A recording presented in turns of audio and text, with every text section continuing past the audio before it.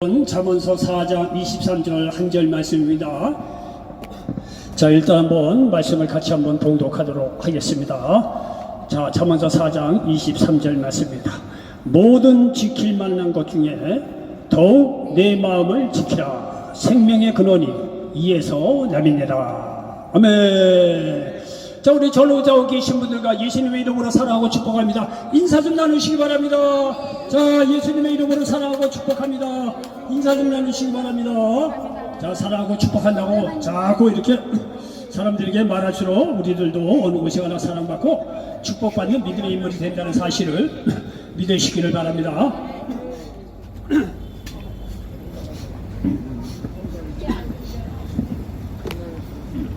자, 죄송합니다. 자, 오늘 저는 잠언서 4장 23절 말씀을 배경으로 해서 따라서 해보시기 바랍니다. 마음의 자세가 사실을 이긴다.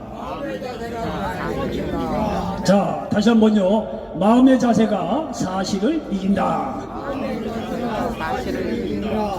자, 마음의 자세가 사실을 이긴다, 이런 제목으로 말씀을 전하면서 하나님의 은혜가 넘치시기를 예수님의 이름으로 간절히 축원을 드리겠습니다. 자, 오늘 본문 보니까 말이죠, 모든 지킬 만한 것 중에 내 마음을 지키라. 생명의 근원이 이에서 남이니라. 이렇게 말씀하고 있습니다. 여러분, 이 마음에서 말이야 생명의 근원이 나온다는 거예요. 아무리 역기를 들고 말이죠, 육신적으로 말이죠, 뭐 이두꾼을 세우고 뭐 여기 가슴에 말에 근육이 생기고 뭘 한다고 하더라도 육신적인 것에서 생명이 나오는 것이 아니라 이 마음에서 말이죠, 우리의 생명이 나온다고 성경은 말씀하고 있습니다. 이 마음이 굉장히 중요하다는 거예요. 외면적인 어떤 환경이나 처지 그런 것보다도 중요한 것은 마음이라는 거예요. 그래서 우리가 옛날 어른들도 모든 일이 마음 먹기 나름이라고 말이죠. 옛날 어른들도 이렇게 말씀하시는 거를 우리가 많이 들었습니다. 자, 그래서 오늘 본문 말씀을 배경으로 해서 마음의 자세가 사실을 이긴다, 이런 제목으로 말씀을 전하면서 말씀을 전할 때 하나님의 은혜가 넘치시기를 예수님의 이름으로 간절히 축원을 드리겠습니다. 벌써 오래전 일입니다. 우리 삼풍백화점 무너진 일, 너무나 가슴 아픈 일이죠. 근데 말이죠, 그 삼풍백화점이 무너지면서 많은 사람이 희생을 당했는데 그 중에서도 끝까지 살아남은 사람이 몇 사람이 있습니다. 근데 이 몇 사람이 있는데 그 사람들에게는 이 공통점이 있다는 거예요. 예? 근데 이 공통점이 뭐냐면 마음속에 희망을 잃지 않았다는 거예요. 내가 이 건물 도모에 이렇게 깔려 있지만은 내가 잠시 잠깐 구조를 받아서 내 사랑하는 사람을 만나리라 라고 하는 이 마음에 희망이 있었다는 거예요. 이 사람들 얘기 들어보면 하나같이 공통점이 그런 거예요. 마음에 희망을 놓지 않았다는 거예요. 내가 이 고통지 이런 고난의 시간이 지나면 내가 사랑하는 사람을 다시 만나야지, 이러한 그 나름대로의 이 희망을 말이죠, 마음속에 품은 결과 시시각각 몰려오는 이 어떤 이 죽음이라든가 그 공포 두려움을 넉넉히 이겨내고 그렇게 구제를 받았다고 말씀하는 것을 저도 많이 들어봤습니다. 여러분요, 그렇게 수백 명이 죽었을 때는요, 거기에 있는 몇몇 사람들도 거의 죽었다고 하는 것이 현실적인 사실입니다. 사실로는요, 그 죽을 수밖에 없는 상황입니다. 그 엄연한 사실이에요. 그러나 그런 사실 속에서도 이 마음의 말이죠, 내가 돌아가서 사랑하는 사람을 만나야지, 이런 마음의 희망의 끈을 놓지 않은 결과 이 마음의 자세가 죽을 수밖에 없는 사실을 이겨내고 버텨낸 결과 나중에 구조받았다고 우리 신문지상에서 이런 걸 우리 들어봤다고 말이죠. 여러분들 말이죠, 이렇게 본 거를 여러분 기억을 하실 겁니다. 여러분 2차 대전 당시에 사방이 철조망으로 둘러쳐진 포로 수행소에서 수많은 연합군 포로들이 이유 없이 죽어갔다는 거예요. 의사들이 말이야 의문을 품은 거예요. 포로라고 해서 그렇게 열악한 상황은 아니었대요. 뭐 먹을 거 주고 마실 거 뭐 하고 편히 자기 하고, 연합군 포로 수행소에서 가시 철조망 안에 있던 그 연합군 이 포로들이 말이죠, 먹을 거 충분히 먹고 말이죠, 잘 거 다 자면서도 불구하고 이유 없이 수많은 사람이 시름시름 앓다가 세상을 떠났다는 거예요. 그 참 희한하단 말이에요. 이 사람들이 왜 죽었을까? 그 나중에 말이죠, 이 의사들이 이 병명을 가시철망병이라고 불렀다는 거예요. 이것은요, 가시철망 속에 갇힌 자신을 보면서 우울하고 답답한 마음을 이기지 못해 절망 속에서 죽어간 것을 그렇게 불렀다는 거예요. 철조망 안에 있으니까 언제 살아 돌아가겠느냐 이게. 그러니까 늘 답답하고 우울하고 슬프고 좌절감, 이런 마음이 말이죠, 마음이 쌓이다 보니까 결국 시름 없이 이렇게 말이죠. 철조망 안에서 사람들이 죽어왔다는 거예요. 그런데 반면에 말이죠. 똑같이 가시 철장 속에 있었음에도 불구하고 거기서 살아남은 사람들이 있었다는 거예요. 이 사람들은 말이죠. 연구를 해보니까 이 사람들은 비록 가시 철망 속에 갇혀 있었지만 가시 철망 너머에 있는 세계를 봤다는 거예요. 푸르고 맑은 하늘을 보았고 가고 싶은 고향을 생각했다는 거예요. 또한 사랑하는 사람을 다시 만날 것을 생각하고 가시 철망 밑에서 피어있는 한 그루 꽃을 보면서 또 감사하는 마음을 잃지 않고 희망의 끈을 놓지 않았다는 거예요. 결국 그들은 그 철조망 속에서 버틴 결과 나중에 살아서 돌아갈 수 있었다는 그 기록이 있다는 거예요. 여러분, 마음의 자세가 사실을 이겼다는 겁니다. 마음으로는 절망이죠. 언제 살아가는지 모르니까 연합국 포로소에 있는 많은 사람들이요. 그러나 그 마음의 말이죠. 희망의 끈을 놓지 않은 결과 버틴 결과 나중에 고향으로 돌아갔다고 여기 역사적으로도 그렇게 볼 수가 있습니다. 이만큼 말이죠. 마음의 자세가 사실을 이긴다는 거예요. 객관적인 사실 속에서는 고난과 좌절과 절망, 죽고 우울할 수밖에 없죠. 이 현실적인 상황은요. 이 현실적인 사실이에요. 그래서 자살해 죽고 그렇게 우울증 걸려 죽고 그렇게 고난 중에서 절망하고 사는 거 그렇게 했다고 하더라도 그럴 수밖에 없겠구나 라는 어떤 동감을 얻을 수도 있을 거예요. 근데 그런 객관적인 사실에도 불구하고 마음의 자세에 따라서 그 고난 속에서도 이겨내고 말이에요. 얼마든지 다시 일어설 수 있는 역사가 일어날 수 있다는 거예요. 마음의 자세에 따라서 그렇게 다르다는 거예요. 이거는요, 성경은요, 그런 거를 누누이 예를 들어가면서 우리들에게 가르쳐주고 있어요. 여러분요, 이스라엘 백성은 하나님 은혜 가운데 출애굽을 합니다. 자, 출애굽을 해서 말이야 불과 얼마 안 있어서 몇 년 지나지도 않았어요. 기록해 보면 한 달 지났나요? 조금 더 지났나요? 이제 약속의 땅 그 가나안 남부 지역인 가데스라고 하는 지역에 도착을 합니다. 근데 말이죠, 이 얼마 지나지 않아서 이 가데스에 도착을 해서 하나님께서 모세를 부릅니다. 야, 모세야. 예, 하나님.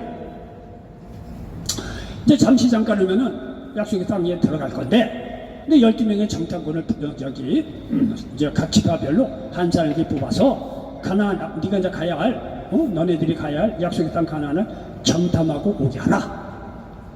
이게 모세가 말이죠, 하나님께서 모세를 지켜서 이렇게 명령을 내린 거예요. 그러니까 모세가 말이죠, 각 지파별로 한 명씩 뽑아서 12명의 말이죠, 정탐꾼을 보내되는 거 아니에요. 이 정탐꾼 12명의 정탐꾼이 가나안 이 지역을 말이죠 40일 동안 뺑뺑 돌아가면서 다 봤다는 거예요. 그래서 이 12명의 정탐꾼을 다 이제 보고를 하는데 그 중에 10명이 보고를 하기를 뭐냐면 과연 거기 갔더니 적과 꿀이 흐르는 땅이다. 그래서 포도송이 같은 거 실한 것도 더 짊어지고 왔다고 그래요. 소선도 좋고 다 좋다. 근데 거기에 사는 사람들을 보니까 기도 장대하고 성도 아주 강건하다 라는 이야기를 합니다. 요즘요 가끔마다 유튜브에 보면요, 지금은 없는데 유튜브에 보니까 이거 사실일 수밖에 없지. 키가 3m가 넘는 사람들은 살았대요. 옛날 기록이 있어요. 유튜브에 보니까 나와 있어요. 그리고 실제적으로 그렇게 사람들이 아주 장신인 사람이 있었다는 거예요. 근데 이 가나안 지역에도 특별히 키가 컸던 장신인 사람이 있어요. 나중에 다윗하고 싸웠던 골리앗이 그 중에 한 명이에요. 키가 그 3m나 됐다는 거예요. 근데 가나안 지역을 딱 둘러보니까 성도 장대하고 거기에 사는 사람이 강하다는 거예요. 그러니까 거기 보니까 적과 꿀이 흐르는 건 좋지만 거기에 있는 성을 보니 강하고 거기에 사는 사람이 그렇게 키도 크고 장대한데 우리가 어떻게 그거를 이길 수 있겠느냐 이거예요. 그 사람들을 보니까 우리는 마치 메뚜기 같다 이거예요. 여러분요, 10명의 정탐꾼이 이렇게 보고한 거는요 전혀 거짓말이 아니에요. 그건 사실이에요. 진짜 성이 강대했어요. 여러분 여리고성 요즘 애들이 이렇게 발굴한 기억들 보면은요 굉장히 강했다는 거예요. 성이 그러니까 한 겹으로 돼 있는 것이 아니라 2겹, 3겹으로 돼 있고 굉장히 강했대요. 발굴 조사를 해보면 옛날에 이 가나안 땅에 있는 성도 굉장히 강했던 모양이에요. 거기 사는 사람들 말이죠, 키도 크고 힘도 세고 이랬다는 거예요. 그 객관적인 사실이거든요. 그런데 똑같은 사실을 보고 온 여호수아와 갈렙이라고 하는 두 사람이 있었어요. 여호수아와 갈렙이 말이죠, 그 10명이 부정적인 보고를 했는데 사실 부정적인 보고라기보다 객관적인 사실을 보고한 거예요. 그런데 이 여호수아하고 갈렙이 말이죠, 그렇게 10명의 보고를 들은 백성들이 말이죠 굉장히 낙담하고 울며불며 난리 부르짖을 하니까 그 여호수아 갈렙이 말이죠 딱 등장을 해서 하는 얘기가 뭐냐면, 여러분요 걱정하지 마라.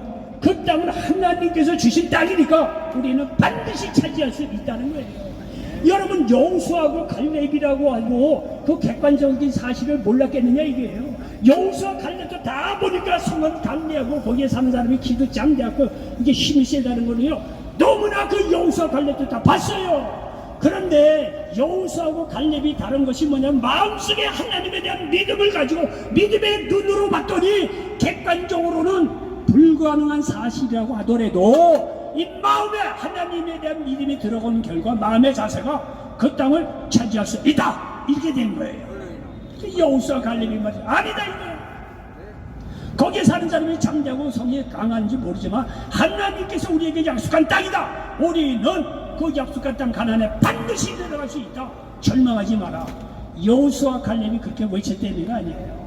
근데 여러분 10명의 대대도의 사람이 그렇게 얘기하니까 게임이 벌써 흐름이 바뀌어진 거예요. 그러니까 밤새도록 말이죠. 거기 이스라엘 백성이 울며 불며 말이야. 우리가 말해 광야에서 죽으러 왔느냐 이거. 지도자 새로 뽑아서 가는 적 예굽으로 돌아가자 난리 폈다는 거 아니에요. 그러니까 시험을 하나님께서 열받아서 말이죠. 강대 전지전능한 하나님께서 이스라엘 민족이 특별히 사랑해서 뽑아서 말이죠. 이 출애굽을 시키고 말이죠. 가나안 땅에 들여보내려고 다 뽑아서 말이죠. 이렇게 데리고 나왔는데 믿음 없는 소리를 하는 이스라엘 백성을 보니까 이거 뭐 하나님께서 말이죠. 열받은 거예요. 그러니까 뭐 편한 말로 열받지만 이 사람이 이렇게 믿음 없는 사람을 가지고 이 가나안 땅에 들어가 봐야 가나안 정복할 수 없다는 거예요. 그러니까 하나님께서요. 이 20세 이상으로 불평한 모든 이스라엘 민족은요. 이 광야 40년 뺑뺑이 돌 때 다 세상을 떠나가게 합니다. 예? 20세 이상으로 불평한 사람은 다 가나안 땅 이 광야에서 죽게 합니다. 그리고 나중에 여호수아와 갈렙 두 사람하고 그리고 20세 이하의 사람들만 가나안 땅에 들어가게 합니다. 여러분요 마음의 자세가 어떠냐에 따라서 약속의 땅을 말이죠 차지할 수 있느냐 아니냐 여러분 판가름 난다는 것도 성경에서 우리에게 말씀하고 있다는 사실을 믿으시기를 바랍니다. 여러분요 이러한 예는요 성경이 여러 군데서 예를 가르쳐주고 있어요. 사사기서 7장에 보면 사사들이 이스라엘을 다스리던 때입니다. 근데 여기 기드온이 사사로서 활동하던 때였어요. 기드온이 사사로 활동하던 때인데 어느 날 말이죠 이 이스라엘 옆에 살고 있는 미디안이 이스라엘을 침범해 들어온 거예요. 그러니까 말이죠 이게 난리야요. 지금도 미디안 이 사람들이 말이죠 이렇게 전쟁을 일으켜서 이 가나안 땅을 말이야 침범해 들어와서 이스라엘 박살내려고 그러니까 이게 말이죠 난리 불렀어요. 그러니까 하나님께서 사사인 기도를 불러서 야 미디안이 말이죠 이렇게 침범해 왔으니 대항해서 싸우라. 그래서 기도원이 말이죠 전국에 나팔을 불면서 징집을 한 거예요. 사람들을 모이게 한 거예요. 사람들이 모여서 한 3만 명 정도 이렇게 모인 것 같아요. 3만 명 되는 사람을 모으고 말이죠 이 미디안 이거 군사하고 싸우러 가다 보니까 하나님께서 하시는 말씀이 뭐냐면 미디안 기도원에게 야 너하고 지금 가는 사람이 너무 많다. 그러니까 두려워 떠는 사람은 돌아가게 하라. 그래서 2만 2천 명이 떠나가고 남은 자가 한 10,000명 정도 됐다는 거예요. 그 10,000명이 되고 이제 10,000명을 데리고 가려고 하니까 하나님께서 또 하시는 말씀이 야 10,000명도 많다는 거예요. 너들이 이렇게 많은 병력을 가지고 전쟁에서 이기면 이거 하나님이 도와서 그런 것이 아니라 너들이 많은 병력을 가서 이겼될 거 아니냐 이거예요. 10,000명도 너무 많다는 거예요. 개울가에 가서 물을 먹게 하라. 그랬더니 물을 먹으니까 말이죠 어떤 놈요 물을 먹느라고 그냥 무릎을 꿇고 정강도 주시라냐고 그냥 물 먹는 정신이 팔린 거예요. 이 어떤 사람은요 적이 올까 아닐까 이렇게 전쟁에 대한 준비를 하고 무릎을 꿇지 않고 이게 물을 떠서 말이야 먹는 그런 사람이 있었다는 거예요. 그 사람이 300명 정도 된다는 거예요. 그러니까 하나님께서 야 무릎을 꿇지 않고 물을 떠먹었죠. 300명을 데리고 전쟁에 나가라는 거예요. 여러분 말이 그렇지 300명을 갖고 말이죠 어떻게 전쟁에 나갑니까? 그때 나중에 말이죠 하나님의 역사로 전쟁에 승리해서 나중에 미디안 이 사람들 죽인 게 12만 명이 됐다는 거예요. 나중에 결과적으로 하나님께서 은혜를 베풀어서 전쟁이 이제 끝났는데 여러분요 3만 명이라는 사람을 가지고 이 300명이라는 군대를 가지고 미디안 이 군사들하고 싸움이 붙었는데 결국은 하나님께서 함께 해주셔서 300명의 기드온 용사들이 말이죠, 전쟁에 이겼다는 거예요. 그 나중에 죽은 사람을 딱 계수를 해보니까 미디안 사람이 12만 명이 죽었다고 성경은 증언하고 있습니다. 여러분 생각을 해보십시오. 여기 300명이에요. 여기는 12만 명이에요. 게임이 되냐 이게요. 여러분 12만 명은요 사실이에요. 이건 객관적인 사실이에요. 미디안 군사들이 12만 명이라는 것은 객관적인 사실이에요. 이거는요 이스라엘 민족이 지는 거예요. 3만 명이 와도 지는 게임이죠. 12만 명을 어떻게 이깁니까? 그런데 더군다나 300명을 데리고 말이야 12만 명을 어떻게 이깁니까? 12만 명은요 엄연한 객관적인 사실이에요. 넘어볼 수 없는, 넘어갈 수 없는요 두려움의 대상이고 어쩔 수 없는 절망의 대상이에요. 12만 명 대군은요 300명에 비해서. 그런데 이 300명의 이 기드온 용사들은 그 마음의 자세가 달랐다는 거예요. 하나님께서 함께 하시니까 우리는 이길 수 있다는 거예요. 결국은요 300명의 기드온 용사가 미디안 군사 12만 명을 말이야 박살내고 승리했다는 거 아닙니까? 여러분 이 마음의 자세가 사실을 이겨요. 여러분의 마음이 어떤 거에 따라서 객관적으로 도저히 이룰 수 없는 그런 객관적인 사실, 그런 상황이 있다고 해도 얼마든지 넉넉하게 승리할 수 있다는 사실을 믿으시길 바랍니다. 여러분요 사무엘상 17장에 보면 다윗과 골리앗은 너무나 그 사실을요 잘 가르쳐 주세요. 블레셋하고 이스라엘과 전쟁에 붙었어요.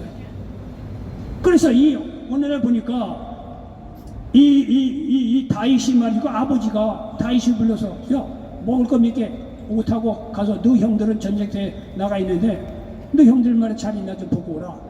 다윗이 그렇게 해서 전쟁터에 쫄래쫄래 갔다는 거 아니에요. 보니까 블레셋에서 나온 골리앗이라는 장소가 나오는데 키가 한 2m 50에서 3m 그 사이에요. 어마어마하게 컸다는 거예요. 여러분 골리앗은요 잔뼈가 이 전쟁터에서 굵은 사람이에요. 대단한 사람이에요. 이 사람이 와서 싸움을 도두는데 이스라엘 측에서 거기서 대적해서 나갈 사람이 없었던 거예요. 그렇게 여러 날 그렇게 지냈다는 거예요. 여러 가지 우여곡절이 많지만 어쨌든 간에 다윗이 홀로 골리앗하고 싸움에 붙었다는 거 아니에요. 골리앗이 이기려고 말이죠. 다윗이 나갔는데 다윗이 뭐 무기를 들고 나가느냐? 그렇지 않아요. 물맷돌기나 몇 개 들고 가서 쉬기 가서 한 번에 끝냈다는 거 아니에요. 한 방에 급소를 맞춰가지고요. 여러분요 얘기가 안 되는 거죠. 골리앗이라는 것은 엄연한 사실이에요. 다윗이 뭘 어떻게 이깁니까? 근데 다윗의 마음의 자세가 또 달랐다는 거. 하나님은 나와 함께 하시니까 승리할 수 있다는 거예요. 저 골리앗 아무것도 아니라는 거예요. 하나님을 모르는 골리앗이 키가 3m가 되고 장수긴줄 다 소용이 없다는 거예요. 내 안에 하나님이 함께 하시면 저 골리앗 넉넉히 이길 수 있다는 거예요. 여러분 보십시오. 골리앗은 엄연한 사실입니다. 다윗의 복귀는요. 그러나 그 엄연한 사실도 마음의 자세가 다른 다윗 앞에는요 넉넉히 이기고도 남는 그런 상황이었다고 성경을 말씀하고 있습니다. 여러분요 이게 옛날 이야기만 하는 게 아닙니다. 오늘날 이스라엘하고 중동하고 싸우는 걸 보세요. 여러분요 지금도 지금 싸우고 있잖아요. 이스라엘 주위에 그 주위에 얼마나 많은 나라가 있어요. 레바논이 있고 이란도 말이죠. 지금 이스라엘 보고 막 헤즈볼란이 모시기 또 나름대로 해고 이런 집단들이 또 있잖아요. 군사 조직들이요. 그렇게 이스라엘을 말이야 잡아먹으려고 하는 난리 부르시면서 안 되는 거예요. 안 되는 거예요. 지금 역사적인 사실 전쟁 속에서도 볼 수가 있어요. 이스라엘 보세요. 이스라엘 요만한 나라예요. 인구 많지도 않아요. 그 군사 뭐 얼마나 되겠어요. 그런데 그 주위에 있는 모든 나라가요 이스라엘을 어떻게 할 수가 없어요. 할 수가 없어요. 이스라엘이 전쟁 나갈 때 꼭 하나님께서 함께 하신다. 그리고 외치고 나간다는 거 아니에요. 하나님이 우리와 함께 하시기 때문에 마음의 자세가 다르다는 거예요. 그래서 여러분들 소식 들어봤을 거예요. 전쟁이 나면 중동에 있는 나라들은 다 자기네 나라 떠난다는 거 아니에요. 그런데 이스라엘인들은 세계 어디에 있든지 간에 자기 나라의 전쟁이기 때문에요 이거요 짐 싸들고 고국으로 온다는 거예요. 자기네 나라 지키겠다고. 하나님께서 약속한 땅이니까 하나님께서 함께 하시면 우리는 넉넉히 이길 수 있다는 거예요. 마음의 자세가 다르다는 거예요. 마음의 자세가 말이죠. 아무리 엄연한 현실도 넉넉히 이길 수 있다는 사실을 믿으시기를 바랍니다. 그러므로 여러분 마음속에 하나님에 대한 믿음으로 채우시기 바랍니다. 여기 시편 18편 1절로 3절에 보니까 나의 힘이신 야훼여 내가 주를 찬양하나이다. 자, 여기 화면 좋다는 게 뭡니까? 자, 우리 한번 시편 18편을 한번 보도록 하겠습니다. 여기 시편 18편 보니까 성령의 감동으로 다윗이 기록한 그런 말씀이 나오고 있습니다. 자, 여기 보니까 말이죠. 화면 한번 보시기 바랍니다. 여기 시편 18편 1절로 3절을 봉독합니다. 나의 힘이신 여호와여 내가 주를 사랑하나이다. 여호와는 나의 반석이시오 나의 요새시오 나를 건지시는 이시오 나의 하나님이시오 내가 그 안에 피할 나의 바위시오 나의 방패시오 나의 구원의 뿔이시오 나의 산성이시로다. 내가 찬송받으실 여호와께 아뢰리니 내 원수들에게서 구원을 얻으리로다 말씀하고 있습니다. 저는 옛날에 시편을 읽다 보면요, 아우, 하나님을 만난 사람들이 어떤 소설적인 감흥이 일어나서, 시적인 감흥이 일어나서 책상머리 앞에서 또는 먼 산을 보다가 또는 기도하다가 시적 감흥이 있어서 다 이게 기록한 시점 정도로 알고 있었어요. 그런데요, 시편이 반드시 그런 게 아닌 게 뭐냐면 웬만한 시편을 보면은요, 시편을 지은 배경이 있습니다. 이 배경을 보면 절대 그냥 할 일 없이 말이죠, 책상머리에 앉아서 하나님이 마음에 감동을 주시네, 유리하게, 이게 아니라 실제적인 삶 속에서 하나님의 도우심을 입은 사람들이 실제적인 사건을 배경으로 해서 기록한 게 시편이에요. 절대 그냥 이렇게 기록한 게 아니라니까요. 소설가들이 책상에 앉아서 이런 감흥이 일어나니 있겠어요. 이게 아니에요. 여기 시편 18편만 해도 다윗이 성령의 감동으로 시편을 기록하면서 뭐라고 써있느냐면 모든 원수들에게서 특별히 사울 왕에서 나를 보호하신 그런 실제적인 이 사건을 기록으로 해서 이렇게 하나님이 이렇게 도우셨다라는 것을 실제적인 경험을 통해서 간증으로 남긴 시예요. 이게 그냥 남긴 시가 아니에요. 이 시편 18편도 모든 원수들에게서 자기를 보호하신 그런 하나님 은혜에 감사해서 다윗이 성령의 감동으로 간증시를 남기는 거예요. 이게 경험도 없이 그냥 책상머리에 앉아서 이렇게 하나님이 위대하시네 이렇게 기록한 게 아니에요. 실제적인 경험을 토대로 지은 간증시예요. 그러니까 이 다윗이라고 하는 양반이 어느 곳에 가나 왜 이렇게 말이야 골리앗도 때려잡고 말이죠, 사울이 그렇게 죽이려고 했는데도 건재하고 이렇게 목숨을 부지했다가 이스라엘의 왕까지 되었을까? 이게요 이상한 거예요. 다윗이요, 근데 다윗이 뭔가 그때 마음의 자살이 있었다는 거예요. 마음에 하나님에 대한 믿음이라고 하는 영적인 자세는 그 마음에 있었기 때문에 마음의 자세가 다른 사람들하고 달라요. 그 예를 여기서 보십시오. 나는 야훼 하나님을 힘으로 삼고 살아간다는 거. 왜냐면 자기 경험으로 보니까, 자기 평생을 지내놓고 보니까 야훼는 나의 반석이었다는 거예요. 요새였다는 거예요. 건지시는 이였다는 거예요. 나의 하나님이었다는 거예요. 바위였다는 거예요. 방패였다는 거예요. 구원의 뿔, 산성이시로다. 여러분, 다윗은요 평생을 전쟁을 했던 군인이에요. 그러면 하나같이 보면요, 방패, 구원의 뿔, 산성, 다 다윗의 인생 스토리하고 맞아 떨어지는 단어들이에요. 여러분요, 이렇게 얘기를 하면 많은 사람들이 다윗은 특출나게 하나님께 이렇게 인정을 받고 택함을 받고 그 양반은 특출한 사람이니까 우리하고는 뭔 상관이 있어. 여러분요, 그렇게 생각할 게 없습니다. 저도 옛날에요 성경 속의 인물이나 역사적인 인물을 보면은 그렇게 생각한 적이 있어요. 이 사람을 우리가 어떻게 다 감당하고 어떻게. 여러분요, 그런 거 볼 거 없습니다. 제가 일전에도 얘기했죠. 어느 우리는 한국 철학자가 말이야, 중국 철학을 공부한 양반이 미국 하버드대 가서 이제 서양 철학 공부를 갔대. 서양 철학을 공부를 갔더니 거기에 나는 어떤 나이 지긋한 분이 말이죠, 철학 강의를 하는데 칠판에다가 말이야 임마누엘 칸트, 하이데거, 이거 철학가 얘기를 쭉 얘기하면서 아주 얘기를 하더래요. 그러니까 이 젊은 철학자로서는 무슨 생각이냐, 그 신 같은 철학자들을 어떻게 그렇게 쉽게 풀이할 수 있을까? 그러면서 우리는 신같이 생각하는 이 철학자들인데, 이 노학자는요, 그 사람도 아무것도 아니에요. 이런 사상이고 이런 사람이고 이래요. 이 사람의 좋은 점이 이런 거고, 이런 사람의 좀 단점은 이런 겁니다. 쉽게 딱딱딱 얘기를 하더래요. 이게 젊은 청년 학도로서는 굉장히 놀랍다는 거예요. 아니 신처럼 여기는 그런 철학자들을 그렇게 쉽게 간단하게 얘기할 수 있을까? 라고 하면서 드는 생각이 뭐냐면 저 사람들 말이지 뭐 이렇게 철학자들 쉽게 얘기하는데 나라고 저 사람들 못지않는 철학자가 안 된다? 그런 거 어디 있겠냐.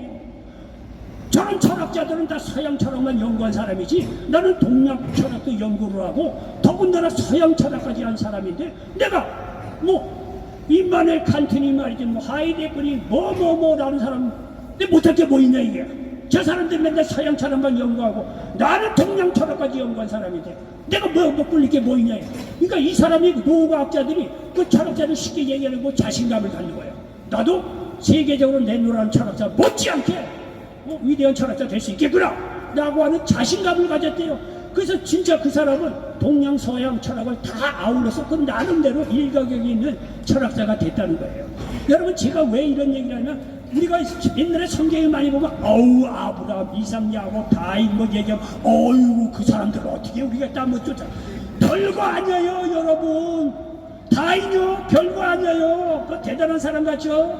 집에서도 인정받지 못한 사람이에요. 사울 이어서 말이죠 왕을 말을 찾으려고 다윗 집에 왔다는 거 아니에요. 그 사무엘이 사울왕을 제껴놓고 이제 후계자 찾으려고 또 왔는데 아버지가 말이죠 다윗은 쏙 빼놓고 그 위에 있는 형들만 사무엘에게 보였다는 거 아니에요. 근데 사무엘이 보고 나서 다 인물이 괜찮아서 뽑으려고 하니까 아니라는 거예요. 근데 사무엘이 야 너 아들이 이거밖에 없냐. 뭐 아들 하나 있는데 말자가 있는데 지금 양치기 하고 있습니다. 데려오라 이거야.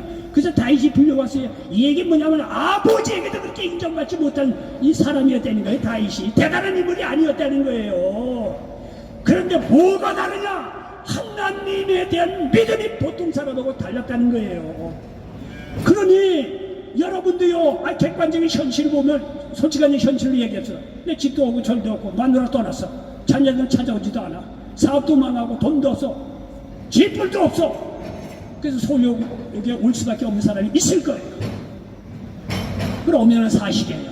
피할 수 없는 사실이에요. 그런데 여러분 설사 그렇다고 하더라도 여러분이요 세상 떠나기 전에 지금부터라도 하나님에 대한 강력한 믿음을 마음에 담아둬라 이거예요. 마음의 자신을 달리 해보라 이거예요. 여러분도 어차피 잠시 잠깐은 10년은 세상 떠날 사람 아니에요. 10년 20년 후면은요 이제 뭐 살 만큼 살았잖아요. 뭘 두려워할 게 있어요. 뭘 우물쭈물 해서 하나님 믿을까 말까. 여러분 그런 필요가 뭐 있어요. 이제 앞으로 뭐 살 날도 얼마 남지 않은 양반들이 정신을 차리고 이 서울역에 와서 허송세월하지 말고 아이고 오늘 뭐 저 사람 와서 아이고 즐겁네 그리고 이 여자 들려버리고 그러지 마시고 여러분요 다윗이라고 하는 어린 소년이 이렇게 하나님을 경외한 결과 한나라의 왕으로서 정말 하나님께 쓰임받고 축복받는 믿음의 인물이 됐고 많은 사람을 살리는 믿음의 인물이 되는 거라. 그러면 나라도 지금부터라도 말이야 내 마음의 자신을 바꿔보라 이거예요. 내 객관적인 자신은요 어쩔 수 없어요. 돈도 없고 가정 나라하고 볼 게 뭐가 있어. 엄연한 현실인데 그러나 마음의 자세가 사실을 이긴다는 사실을 믿으시기 바랍니다. 하나님을 마음속에 담아둘 때 여러분 이 사실도 뛰어넘을 수 있다는 사실을 믿으시기 바랍니다. 여러분 어려움 속에 있는 사람들이 가지는 특징 중에 하나가 세상에 나는 고아라고 생각한다는 것입니다. 이 세상 속에 많은 사람들이 있지만 그들은 나와 상관이 없고 나는 철저한 외톨이라고 생각한다는 것입니다. 예를 들어서 군대에 있을 때 그런 생각 많이 합니다. 군대는요 1시간 동안 격리된 상황이에요. 그러니까 모든 것이 낯설죠. 뭐 고향 떠나고 다 떠나니까 얼마나 외롭겠어요. 그러다 보면 말이야 일정 시간 뒤 격리해 있고 이러니까 외롭고 그러다 보면 말이죠 군대 있을 때 저도 그런 생각을 해봤는데 나는 세상에 둘도 없는 고아다 이렇게 생각을 한 적이 있습니다. 여러분 어려움 속에 있는 사람들이요 빠지기 쉬운 게 자기 자신을 그렇게 생각하는 경우가 있다는 거예요. 분명 그는 고아가 아닌데도 환경이 그러하여금 그렇게 생각하도록 만든다는 것입니다. 마찬가지로 우리는 사망에 이르는 것 같은 상황에 있다 보면 나는 철저히 혼자이구나 라는 생각을 많이 한다는 것입니다. 그러나 결코 그렇지 않습니다. 우리들의 머리 위에는 여전히 푸른 하늘이 있고 주위에 여전히 아름다운 자연이 있고 저희가 마음만 열면 주위에 얼마든지 도와줄 사람이 있다는 것을 믿으시기 바랍니다. 그리고 그런 사람이 혹 없을지라도 하나님이 나와 함께 하신다는 것을 믿으시기 바랍니다. 하나님이 우리를 그와 같이 절대 버려두지 않는다고 하는 사실을 믿으시기를 바랍니다. 여기 시편 139편 7절로 10절에 보니까, 자 여기 시편 다시 한번 여기 보겠습니다. 이게 시편 여기 139편을 한번 보겠습니다. 139편에 보니까 하나님이 언제든지 우리와 함께하고 있다고 이렇게 기록에 남겨져 있는 것을 볼 수가 있습니다. 시편 139편 7절 이하의 말씀 화면을 보고 한번 같이 한번 읽도록 하겠습니다. 자, 시편 139편 7절로부터 같이 한번 읽도록 하겠습니다. 내가 주의 영을 떠나 어디로 가며 주의 앞에서 어디로 피하리까? 내가 하늘에 올라갈지라도 거기 계시며 수월에 내 자리를 펼치라도 거기 계시니이다. 내가 새벽 날개를 치며 바다 끝에 가서 거주할지라도 거기서도 주의 손이 나를 인도하시며 주의 오른손이 나를 붙드시리다. 이렇게 말씀하고 있습니다. 여러분, 하나님의 영이 우리와 늘 함께 있다는 거예요. 모든 것이 잘 돼서 하늘에 올라간다고 하더라도 거기 계시고, 수월에 내 자리를 펼치라도, 수월은 죽는 자들이 가는 곳이에요. 이 죽음의 자리를 펼치라도 거기 하나님이 함께 하신다는 거예요. 새벽 날개를 치며 바다 끝에 가서 거주할지라도, 고난 속에서 잠도 못 자고 새벽을 꼬뚝 세웠는데 바다 끝, 그 당시 세상 끝은 바다 끝이 세상 끝이라고 생각했어요. 세상 끝에 가 있을지라도 거기서도 주의 손이 나를 인도하시며 오른손이, 그 주의 오른손이 나를 붙드신다는 거예요. 함께 있는 것 자체만으로도 감사한데 거기서 말이야 주의 강력한 손으로 우리를 붙드신다는 거예요. 우리를요 어떤 상황 속에서 지켜주시고 도와주시고 함께하고 있다는 사실을 믿으시기를 바랍니다. 여러분, 줄기세포라는 것이 있대요. 줄기세포는 아주 중요한 세포인데, 이 줄기세포가 분열이 되면서 여러 가지 우리 몸에 있는 장기들을 만들어낸다는 거예요. 예를 들어서 줄기세포가 분열을 하면서 거기서 폐도 만들고 심장도 만들고 위도 만들고 인체 장기 모든 것을 만든다는 거예요. 줄기세포를 잘 연구를 하면 인체 모든 장기를 만들 수 있는 길이 열릴 수도 있다는 거예요. 여러분들 마찬가지로 우리 마음이라는 것이 마치 줄기세포와 같은 것이에요. 왜냐하면 이 마음속에서 할 수 있다는 용기도 나오고, 할 수 없다는 패배감도 나오고, 우울도 나오고, 기쁨도 나오고, 감사도 나오고, 모든 것이 마음에서 나옵니다. 마치 말이요 줄기세포와 같다는 거예요. 그러므로 마음에 무엇을 담느냐에 따라서 인생이 달라진다는 것입니다. 만약에 무엇을 할 수 있다고 생각하면 주인의 마음을 알고서 모든 세포가 할 수 있다는 방향으로 움직인데, 저도 옛날에 읽어봤어요.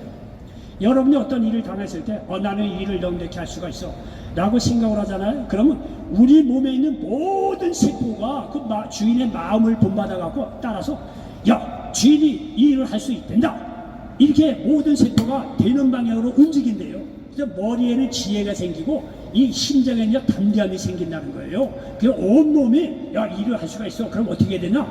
건강해야 되지 않느냐? 그러니까 이 일을 할 수 있는 방향으로 모든 생각과 모든 조직이 그쪽으로 간대요. 마침내 그 일을 이룬다는 거예요. 그게 과학적으로 증명이 됐대요. 그래, 만약에 주인이 마음으로 야, 이거는 할 수가 없어 라고 생각하잖아요. 그래, 온몸에 있는 세포와 조직이 야, 주인이 할 수 없단다. 그럼 우리가 어찌하겠느냐? 그래서 우리도 할 수 없는 모드로 바뀐대요. 그래, 심장도 심장박동도 시원치 않고, 생각도 지혜가 없어요. 절망 속으로 꽉 틀어차고, 온몸이 말을 듣지 않고, 그다음 결국은 말이죠, 그 일을 실패하고 그 일 때문에 좌절하는 경우가 이게 발생한다는 거예요. 이렇게 말이죠, 이 마음이 중요하다는 겁니다. 마음이 중요하다는 거예요. 그러므로 마음속에 하나님에 대한 믿음으로 채우시기 바랍니다. 여러분, 하나님이 예수님을 보내셔서 그를 믿는 자마다 말이죠, 우리를 구원해 주셨어요. 요한복음 3장 16절에 하나님이 세상을 이처럼 살아서 독생자를 주셨는데 이는 저를 믿는 자마다 멸망하지 않고 영생을 얻게 하려 하십니다. 여러분요, 우리의 죄로 말미암아 죽을 수밖에 없는 우리들을 예수를 믿게 해주셔서 말이죠, 이렇게 구원의 길을 열어놓으셨을 뿐만 아니라 마태복음 11장 28절에 보니까 수고하고 무거운 짐진 자들아 다 내게로 오라, 내가 너희를 쉬게 하리라고 말씀하고 있습니다. 성령을 보내주셔서 세상 끝날까지 함께 하시죠. 너희가 무엇이든지 기도하면 내가 응답한다고 요한복음 14장 14절에도 너희가 기도하면 내가 시행한다고 또 말씀하고 있습니다. 여러분 이와 같이 우리 마음속에 어떠한 사실로 말미암아 고통과 괴로움이 있다고 하더라도 그 마음의 중심에 하나님의 믿음이 있다면 어떤 사실에도 뛰어넘어서 승리할 수 있다는 사실을 믿으시기 바랍니다. 결론입니다. 마음의 자세가 사실을 이깁니다. 그러므로 마음속을 믿음으로 채우시기 바랍니다. 어떤 환난 속에서 사실을 이기고 승리할 수 있다는 것입니다. 이런 놀라운 역사가 임하십니다. 예수님의 이름으로 간절히 축원을 드리겠습니다. 기도합니다. 좋으신 아버지 하나님, 오늘 잠언서 4장 23절 말씀을 가지고 마음의 자세가 사실을 이긴다 이런 제목으로 말씀을 나눴습니다.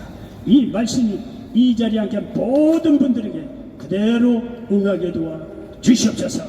예수님의 이름으로 축복하고 기도하옵나이다. 아멘.